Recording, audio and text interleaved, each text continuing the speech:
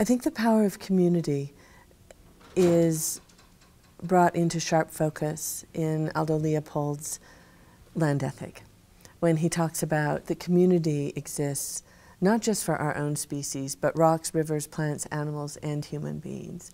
And I think we forget that.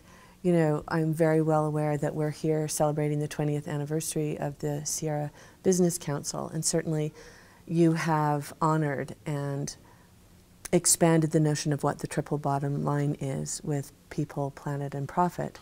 But I think Leopold goes even further, asking us to think about what might a different kind of power look like, feel like, and do we have it in us to share that notion of power beyond our own species? And that's a challenge. That takes us into, you've had quite a number of experiences in dealing with dissenting opinions, whether it's on environmental or social justice issues. I'm wondering if you have any tips or tools in how to move the conversation forward rather than get stuck on opposite ends of the scale. This is terrible, but the first thing that comes into my mind is what Ed Abbey says, that we will outlive the bastards. And I know that you may edit this out. But what I mean is it has to do with stamina, that we choose to live in a place and we're not going to leave. And I think conversation is key. You know, living in Utah, coming out of the dominant religion, which is Mormon, just to survive among my own family is no small thing. And I think it has everything to do with love. I think it has everything to do with the fact that they know I am here for the long run and that I love them. And I think it's so important to have the difficult conversations around the dinner table. And I think it's so important to be neighbors, that politics is one thing, talking about water issues is another, but when someone is in need, you're there with a casserole. And I call it casserole diplomacy. And I think the most radical act we can commit is to stay home. And I'm so aware, Brittany, that in this time of real difficulties, we've never been here before, and Congress isn't functioning, and our government is not serving us. And so we have to look to one another. We have to look locally for the leadership that we're not finding nationally. And in those moments when I wonder if I can even get up in the morning, and I'm so aware of the despair in me, it reminds me of the smallness of my own imagination. But imaginations shared creates collaboration, and in collaboration we commit and create community, and in community anything is possible.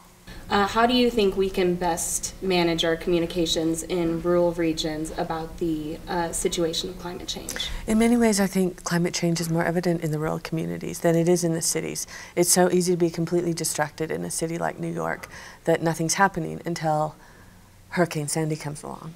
But I know living in the communities that we do in Utah, we're in drought.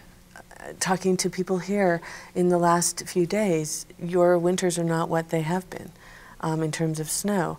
And if you fly over parts of Utah and the La Salle Mountains into western Colorado, you're going to see red snow, not watermelon snow from what we used to see when we skied in the early years when I was a kid, but dust from the drought. And then you put that dust on the snowpack, it melts more quickly. You know, it's a systemic cycle that we're seeing. And in the American Southwest, it's only going to get worse. And I think when you think that 60% of the water in the state of California come from the Sierras, and if that water isn't there because of less snowpack, then we've got some deep planning to do.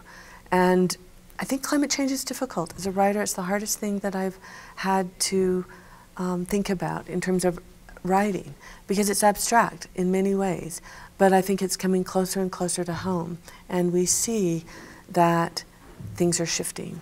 Birds appearing that we've never seen before, birds disappearing that we have longed to see and have seen all of our lives. Nothing is predictable anymore. And when you see that a few weeks ago in New York City in the People's Climate March, that 400,000 people showed up, 50,000 of them students, I find that really, really heartening. And I think we are doing a deep assessment of what leadership looks like, of how our communities on a local basis can respond to something we have never anticipated. I can only speak to what I'm seeing in my own community, and how important it is to have the difficult conversations.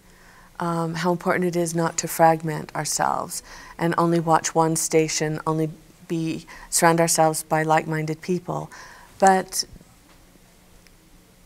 to really listen. I think the most important thing we can do in our communities is to listen to one another and to empathize with where each of us are coming from. And I think in that act of listening, the imagination is piqued, our hearts open, and solutions arise.